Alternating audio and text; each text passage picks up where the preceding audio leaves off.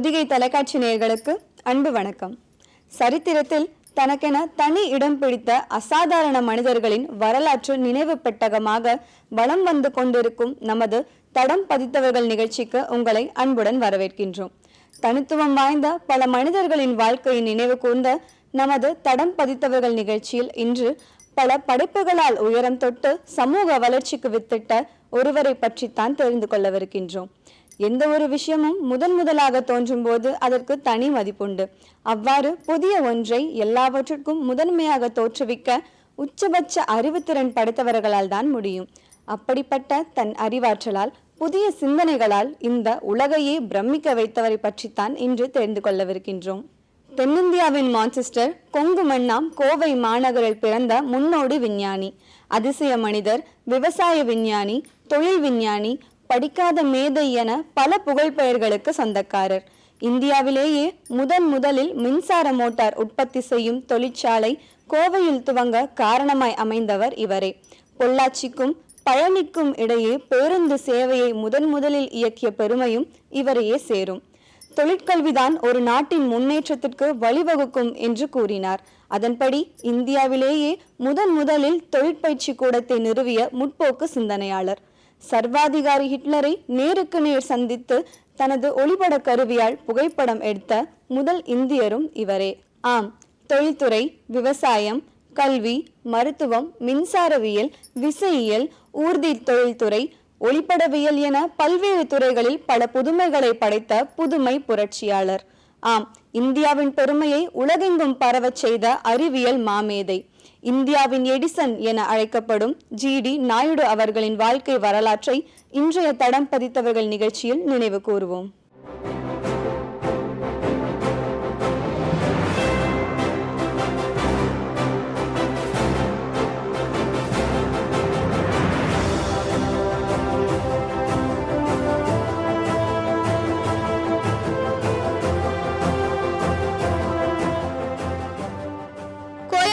இருந்து 16 மைல்கள் தூரத்தில் அமைந்துள்ள ஒரு சிறிய கிராமம் தான் கலங்கல்.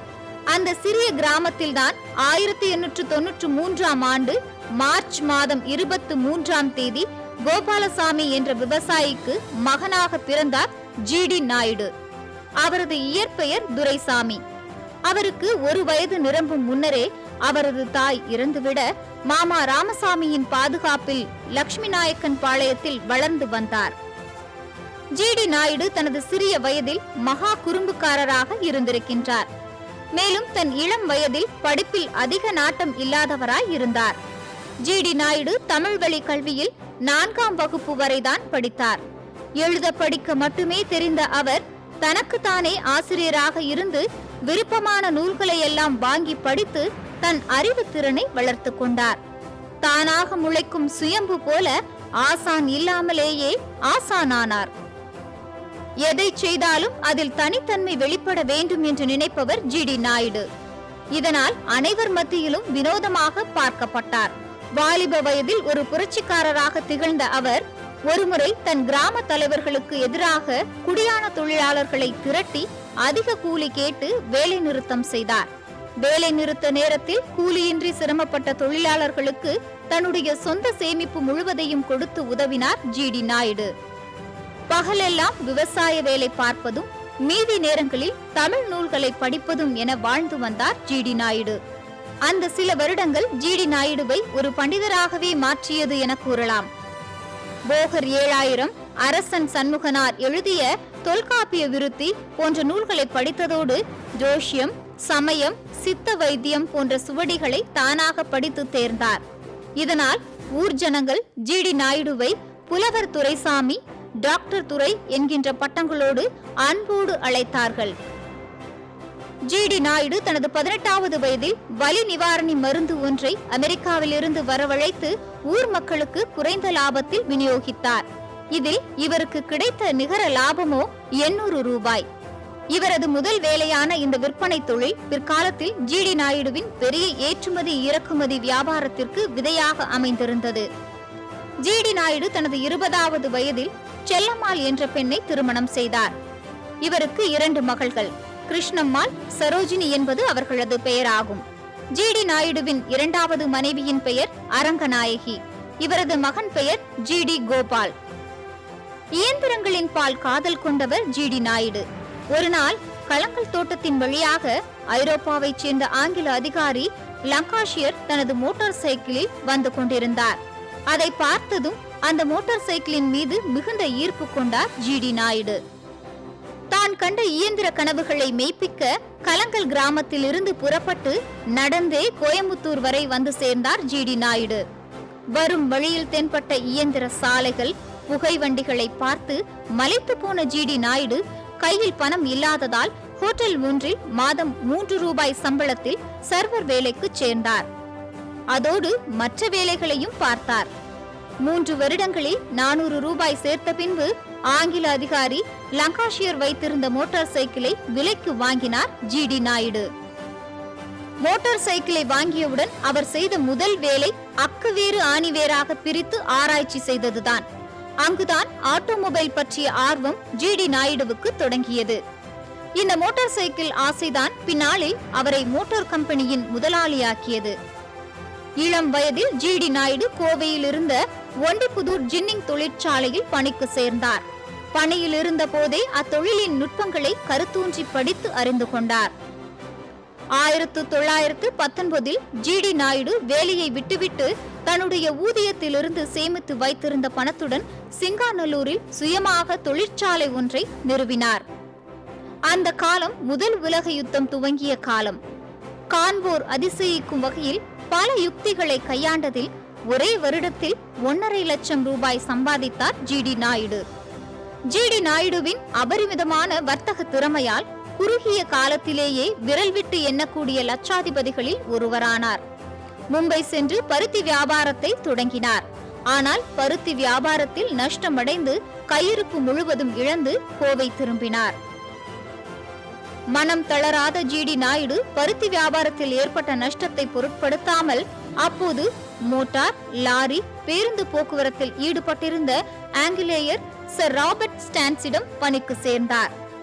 இவர் நாயுடுவின் திறமையை பற்றி கேள்விப்பட்டிருந்ததால் ஒரு பேருந்தை கடனாக கொடுத்து தவணை முறையில் கடனை திருப்பி அடைத்தால் போதும், அதுவரை தினமும் வசூலாகும் தொகையில் ஒரு பகுதியை தனக்கு அளித்தால் போதும் என்று கூறினார். முதலாளியும் தொழிலாளியுமாக இருந்து முதலில் பொள்ளாச்சிக்கும் பழனிக்கும் பேருந்தை இயக்கினார் ஜிடி நாயுடு. அந்த பேருந்தின் ஓட்டுநர், நடத்துனர், மெக்கானிக், சுத்தம் செய்பவர், கணக்கர், முதலாளி என எல்லாமே ஜிடி நாயுடு தான். தனி முதலாளியாக இருக்க விரும்பாத நாயுடு வேறு சிலரையும் கூட்டு சேர்த்து கொண்டு யுனைடெட் மோட்டார் சர்வீஸ் என்ற நிறுவனத்தை துவங்கினார்.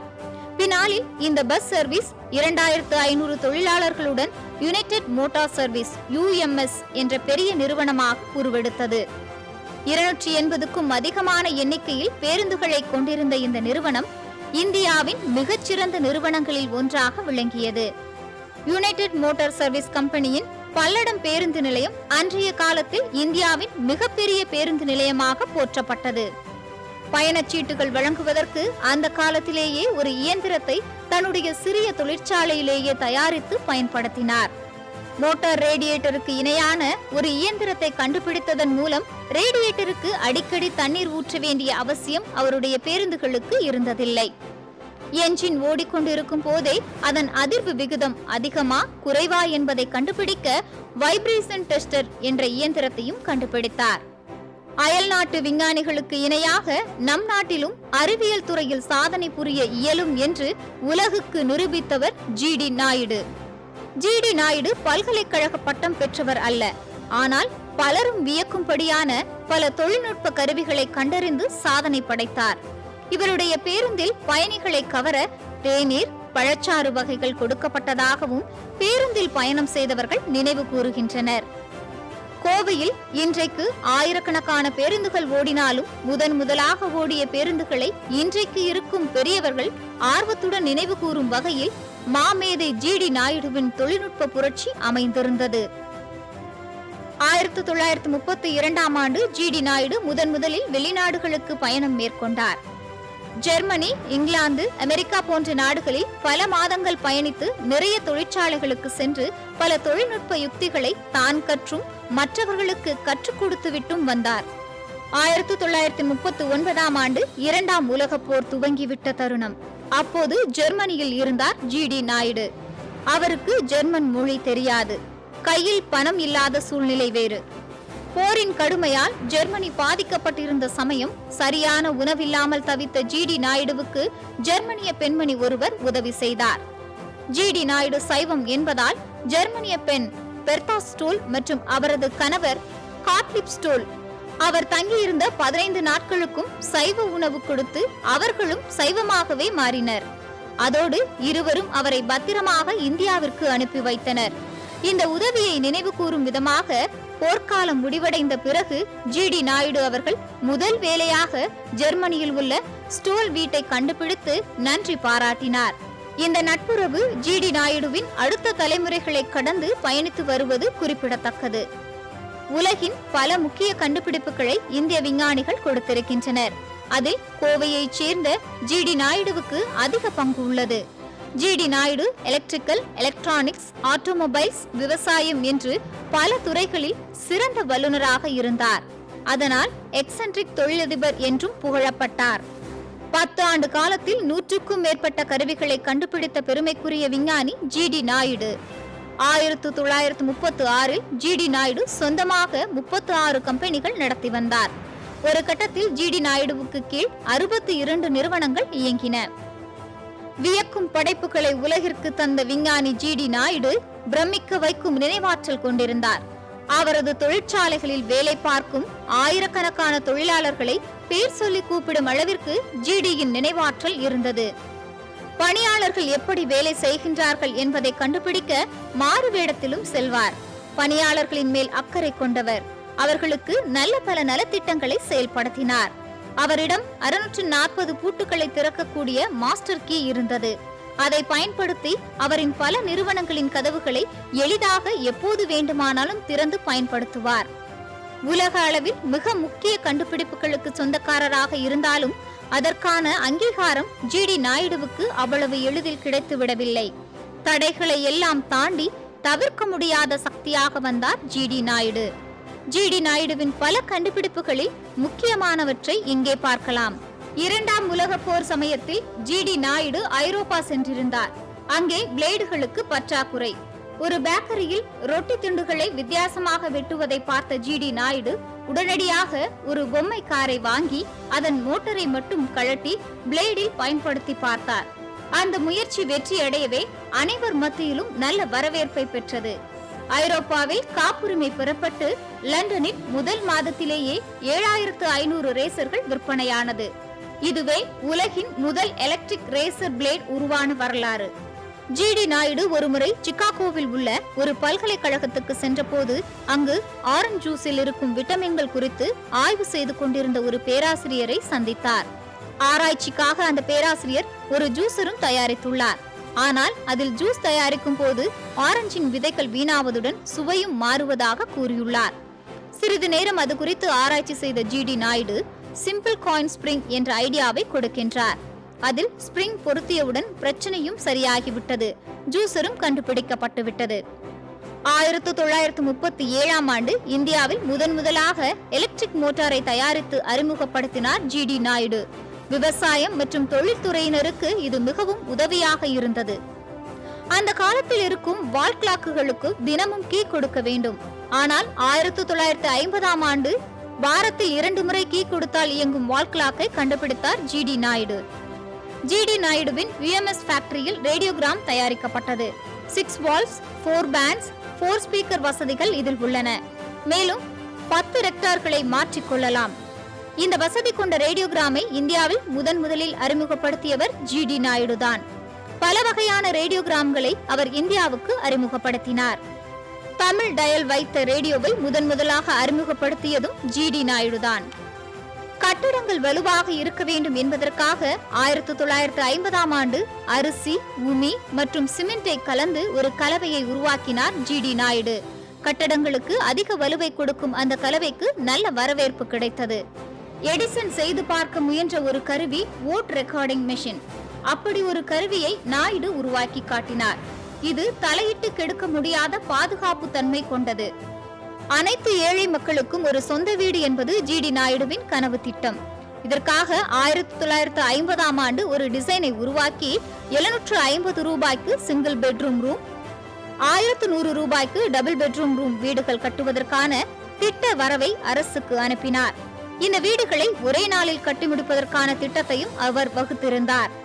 இவை மட்டுமல்ல, calculator, blade, automatic ticket machine, மண்ணெண்ணெயில் ஓடும் மின் விசிறி, புகைப்படத்துறையில் பிற்காலத்தில் மிகவும் உதவிகரமாக இருந்த டிஸ்டன்ஸ் அட்ஜஸ்டர் என்ற கருவி என்று ஜிடி நாயுடுவின் கண்டுபிடிப்புகளை அடுக்கிக் கொண்டே போகலாம்.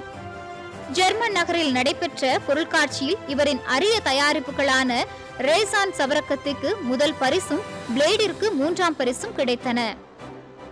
1939இல் நேஷனல் எலக்ட்ரிக் ஒர்க்ஸ் என்ற பெயரில் எலக்ட்ரிக் மோட்டார் உற்பத்தி தொழிற்சாலை ஜிடி நாயுடுவால் ஆரம்பிக்கப்பட்டது. இந்தியாவிலேயே முதலாக மின்சார மோட்டார் உற்பத்தி செய்யும் தொழிற்சாலை கோவையிலேயே துவங்கப்பட்டது என்ற பெருமை அவரையே சாரும். பல நிறுவனங்கள் இவருடைய கண்டுபிடிப்புகளுக்கு உரிமையை கேட்டும் வழங்க மறுத்து அவற்றை நம் நாட்டிலேயே தயாரிக்க இந்திய அரசிடம் நிதியை கோரினார்.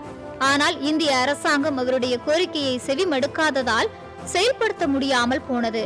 இதனால் மனம் உடைந்து போன நாயுடு ஒரு அமெரிக்க நிறுவனம் அவருடைய கண்டுபிடிப்பிற்கு 10 லட்சம் கொடுக்க முன்வந்தும் அதன் உரிமையை இலவசமாகவே வழங்கிவிட்டார். அதற்கு அவர் கூறிய காரணம், ஒரு அமெரிக்க நிறுவனத்திடமிருந்து 10 லட்சம் ரூபாயை வாங்கி இந்திய ஆங்கில அரசுக்கு 9 லட்சம் வரி செலுத்துவதை விட இலவசமாக கொடுப்பதே மேல் என்றார். பல கருவிகளுக்கு இவர் பேட்டன் உரிமை கோரவில்லை. தன்னால் கண்டுபிடிக்கப்பட்டவைகள் எல்லாம் தம் தேசத்திற்கு முழுவதும் சொந்தமாக வேண்டும் என்ற எண்ணத்தில்தான் அவற்றை தன் பெயரில் பதிவு செய்து கொள்ளாமல் வைத்திருக்கின்றேன் என்றும், இந்தியர்கள் யாராயிருந்தாலும் அவற்றை இலவசமாக பயன்படுத்தலாம் என்றும் பகிரங்க அறிக்கை வெளியிட்டார். மோட்டார் மற்றும் தொழில்துறையில் இவர் செய்த புதுமைகளின் வியப்பிலிருந்து மீளாத நமக்கு விவசாயத்திலும் விஞ்ஞானத்தை புகுத்திய பல அரிய சாதனைகள் கூடுதல் பிரமிப்பை அளிக்கின்றது. இவருடைய கோபால்பாக் இல்லத்தில் 18.5 அடி உயர சோளச்செடி 26 கிளைகளுடன் 39 கதிர்களை உருவாக்கி அசத்தினார் ஜிடி நாயுடு. 11 அடி உயரம் வளர்ந்த ராட்சத பருத்தி செடி 24 ராத்தல் பருத்தியை கொடுத்தது. ஜெர்மானியர் இதற்கு நாயுடு காட்டன் என்று பெயர் வைத்தனர். இந்த தொழில்நுட்பத்தை ரகசியமாக வைத்திருந்த ஜிடி நாயுடு ஒரு கட்டத்தில் அமெரிக்க பல்கலைக்கழக நண்பருக்கு தொழில் ரகசியத்தை சொல்லிவிட்டார். நினைத்திருந்தால் பெரும் தொகைக்கு அந்த ரகசியத்தை இவர் விற்றிருக்கலாம். பொதுவாக ஒரு துவரை செடி 6 அடி உயரமும் 8 அவுன்ஸ் துவரையும் கொடுக்கும். ஆனால் நாயுடு வளர்த்த செடி ஒரு மரமாகவே வளர்ந்து அது 65 அவுன்ஸ் துவரை கொடுத்தது. ராட்சச செடிகளை பார்த்து Pramitha sir C V Raman இது தாவரவியல் வினோதம் என்று குறிப்பிட்டார். வாழை, ஆரஞ்சு, பப்பாளி இவைகளில் இன்ஜெக்ஷன் ஊட்ட மருந்து முறையில் பல புதிய கண்டுபிடிப்புகளை செய்தார் ஜிடி நாயுடு. இவரது விதையில்லா நார்த்தங்காய், ஆரஞ்சு, பப்பாளி ரக கண்டுபிடிப்புகள் இன்றைக்கும் விவசாயிகள் மத்தியில் ஆச்சரியமான ஒன்றாக பார்க்கப்படுகின்றது. விவசாய துறையில் மட்டுமல்லாது சித்த மருத்துவம், ஆயுர்வேதம், யுனானி மருந்து தயாரிப்புகளிலும் தனது ஆராய்ச்சிகளை மேற்கொண்டுள்ளார் G D Naidu. G D Naidu municipal தேர்தலில் இருந்து பாராளுமன்ற தேர்தல் வரைக்கும் போட்டியிட்டவர். காமராஜரை எதிர்த்தும் போட்டியிட்டவர். ஆனால் அரசியல் அவருக்கு எட்டாக்கணியாக இருந்திருக்கின்றது. அரசியலில் இவருக்கு இல்லாத நண்பர்கள் இல்லை. பெரியார் முதல் காமராஜர் வரை பல நெருங்கிய நண்பர்கள் இவருக்கு உண்டு. பெரியாருக்கும் ஜிடி நாயுடுவுக்கும் இடையே இருந்த பிணைப்பு அலாதியானது. ஜிடி நாயுடு அவர்களின் மற்றொரு நெருங்கிய நண்பராக இருந்தவர் முன்னாள் ஜனாதிபதி வி கிரி அவர்கள். இப்படி பல தலைவர்களுடன் நெருங்கிய நட்பு பாராட்டி வந்தார் ஜிடி நாயுடு. கலை உலகிலும் ஜிடி நாயுடுவின் நட்பு வட்டாரம் வளர்ந்திருந்தது. ஒரு சமயம் விலை உயர்ந்த காரை புதிதாக வாங்கிய NSK அதை முதலில் ஜிடி நாயுடுவிடம் காட்ட வேண்டும் என்ற விருப்பத்துடன் கோவைக்கு ஓட்டி வந்தார். நடிகவேல் MR ராதா நாடகம் நடத்த இடம் கிடைக்காமல் தவித்துக் கொண்டிருக்கும் போது அவரது கொள்கைகள் பிடித்து போன காரணத்தால் ஜிடி நாயுடு தனக்கு சொந்தமான நிலத்தில் கொட்டகை அமைத்து மாத கணக்கில் MR ராதா நாடகம் நடத்த காரணமாயிருந்தார்.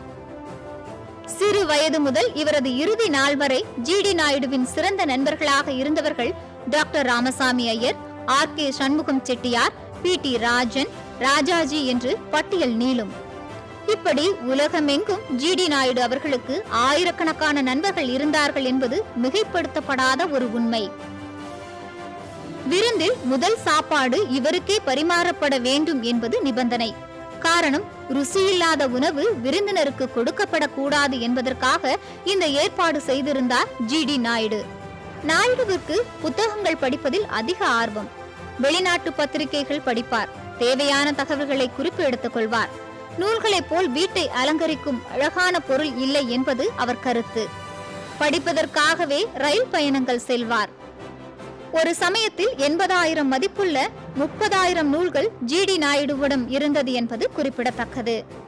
பயணங்களில் அதிக ஆர்வம் கொண்ட ஜிடி நாயுடு கிட்டத்தட்ட 40 முறை வெளிநாட்டிற்கு பயணங்கள் சென்றிருக்கின்றார். வெளிநாட்டு பயணங்களில் ஜிடி நாயுடு சந்தித்த முக்கியமான நபர்களில் சிலர் ஹிட்லர், முசோலினி, 8வது எட்வர்ட் மகாராஜா மற்றும் உலக புகழ்பெற்ற தொழிலதிபர்கள் அடங்குவர். கடவுள், மதம், சடங்குகள், ஆன்மீகம் போன்றவற்றின் மீது ஈடுபாடு இல்லாமல் இருந்த ஜிடி நாயுடு எல்லாவற்றையும் விஞ்ஞான ரீதியாக ஏற்கும் மனோபாவம் கொண்டிருந்தார். படிக்காத மக்களுக்கு விஞ்ஞான ரீதியில் விஷயங்களை புரிய வைப்பது கஷ்டம் என்பதால் தேவைக்கு தக்கபடி சமயம், சடங்குகள், கடவுள் என்பனவற்றை ஆங்காங்கு நமது மூதாதையர் புகுத்தி இருக்கின்றனர் என்பார் ஜிடி நாயுடு. ஆங்கிலேய அரசு வருமான வரி என்ற பெயரில் ஜிடி நாயுடுவின் சொத்தில் 90 விழுக்காடு தொகையை வரியாக கேட்டதால் தன்னுடைய யுனைடெட் மோட்டார் சர்வீஸ் என்ற நிறுவனத்தில் இருந்த சொத்து மதிப்பு 18 லட்சம் ரூபாய் மதிப்புள்ள தன்னுடைய பேருந்துகளை கோவை வட்டார போக்குவரத்து கழகத்தாரிடம் இலவசமாக ஒப்படைத்து விட்டார். ஆங்கிலேயருக்கு எதிராக வரிகொடா போராட்டத்தை இந்திய அரசாங்கத்துடன் நடத்தினார் ஜிடி நாயுடு. தீவிர காங்கிரஸ்காரராக இருந்த ஜிடி நாயுடு 1915ஆம் ஆண்டிலிருந்து ஒரு காங்கிரஸ் மாநாடு விடாமல் நாடு முழுவதும் பயணித்து பேருந்து கொடுத்து உதவினார். மகாத்மா காந்தியிடம் அலாதியான பக்தி கொண்டு அவரை தனது போத்தனூர் விருந்தினர் மாளிகையில் 1934இல் தங்க வைத்தார் ஜிடி நாயுடு. அரசுக்கு அநியாய வரி கட்டுவதை எதிர்த்த அவர் கல்விக்காகவும் தொழில் அபிவிருத்திக்காகவும் நன்கொடை அளித்தார். போர்க்காலத்தில் அரசுக்கு யுத்த நிதியும் யுத்த நிதி பத்திரங்களில் முதலீடும் செய்தார். கோவையில் தொழிற்கல்வி நிலையங்கள் ஏற்படுத்தி நடத்துவதில் இவர் முன்னோடி. குறுகிய காலங்களில் படித்து முடிக்கும் தொழிற்கல்வி முறையை புகுத்தினார். தனது மகன் கோபாலையும் தொழிற்கல்வியையே படிக்க வைத்தார். தொழிற்கல்வி ஒன்றுதான் இந்தியா முன்னேற வழிவகுக்கும் என்பதோடு அதை செயலிலும் நிரூபித்தார். தாய் நாட்டின் இளைஞர்கள் தொழில் நிபுணர்களாக உருவெடுத்து நாட்டுக்கு பயன்பெற வேண்டும் என்று விரும்பிய ஜிடி நாயுடு பல இளைஞர்கள் படிப்பதற்கு தன்னால் இயன்ற அளவுக்கு பொருளுதவி செய்தார். தன்னுடைய சுய முயற்சியினால் பாலிடெக்னிக் மற்றும் பொறியியல் கல்லூரிகளை நிறுவினார். 1945இல் சர் ஆர்தர் ஹோப் பாலிடெக்னிக் கல்லூரியை ஆரம்பித்தார் ஜிடி நாயுடு.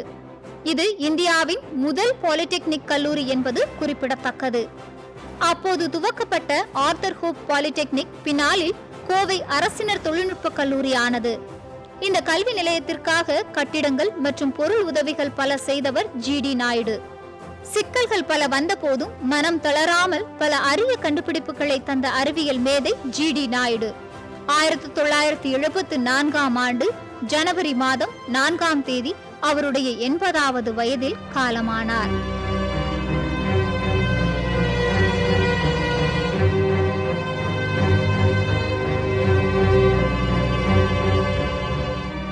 மொத்தத்தில் வித்தியாசமான மனிதராக, உழைக்க அஞ்சாதவராக, நாட்டு வளர்ச்சி மற்றும் இளைய தலைமுறையின் மீது அதீத அக்கறை கொண்டவராக, தனித்துவம் மிக்கவராக திகழ்ந்த மாமனிதர் ஜிடி நாயுடு.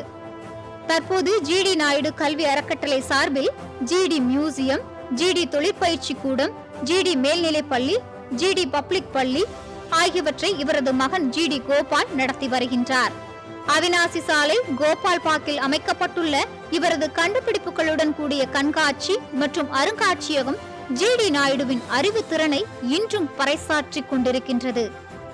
ஜிடி நாயுடுவின் வாழ்க்கை இந்திய இளைஞர்களுக்கு கலங்கரை விளக்கமாக இருக்கின்றது என்பதே உண்மை.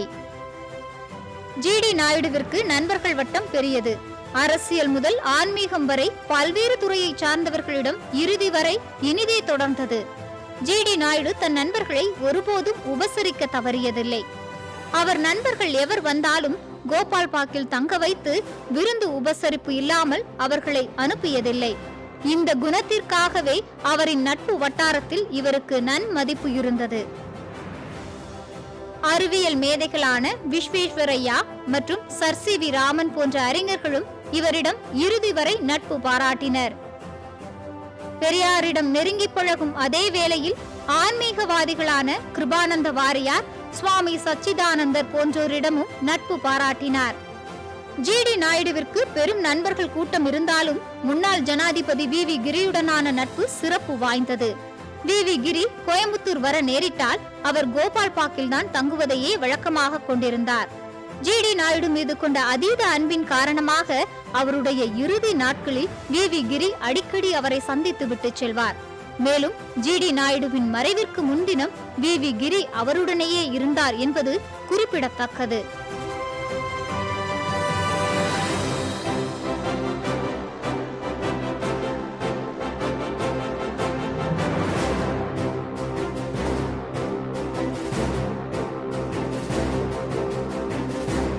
ஜிடி நாயுடு அவர்கள் தமிழகம் தந்த அறிவியல் மாமேதை.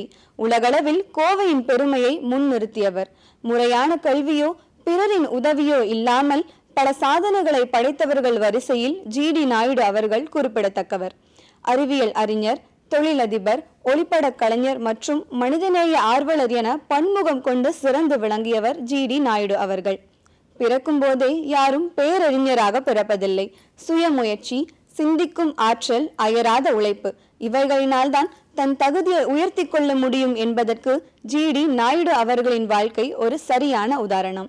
நெருங்கல் உலன் ஒருவன் இன்று இல்லை என்னும் பெருமை உடைத்து இவ்வுலகு என்றார் உலக பொதுமறை வழங்கிய திருவள்ளுவர் பெருமான். அதாவது நேற்று இருந்த ஒருவன் இன்று இல்லை என்று சொல்லும்படி நிலையாமை உடையது இவ்வுலகம் என்றார். அதற்கேற்ப தனது வாழ்நாள் முழுவதும் ஓடியாடி உழைத்து நம் நாட்டின் தொழிற்கல்வி அறிவுக்கு ஞானியாக திகழ்ந்த தொழிலியல் விஞ்ஞானி, இந்தியாவின் எடிசன் என்று அழைக்கப்படும் ஜிடி நாயுடு அவர்களின் வாழ்க்கை வரலாற்றை இன்றைய தடம் பதித்தவர்கள் நிகழ்ச்சியில் நினைவு கூர்ந்தோம். மீண்டும் அடுத்த வாரம் மற்றும் ஒரு சிறந்த மனிதரின் வாழ்க்கை தடத்தில் பயணிப்போம். நன்றி, வணக்கம்.